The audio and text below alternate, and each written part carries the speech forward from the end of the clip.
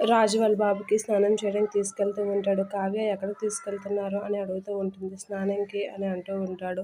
ఎక్కడ స్నానం చేస్తావంటే షవర్ కింద అంటే భలే చెప్పారు. షవర్ కింద స్నానం చేస్తే జలుబు జ్వరం అన్నీ ఒకసారిగా వచ్చి నానా తంట చేస్తాడు వాడు అని అంటూ ఉంటుంది కావ్య. ఆ మాటలకి మరి ఎలా చేయాలి స్నానం అంటే నూనె రాసి స్నానం చేయాలంటే నూనె రాసి చేప పిల్ల జారిపోతాడు కదా అంటే సబ్బు పిల్ల ఎగురుతాడు కూడా అని అంటూ ఉంటుంది. ఆ మాటలకి ఎలా చేయాలి అని అంటే రండి చెప్తానని చెప్తూ ఉంటుంది.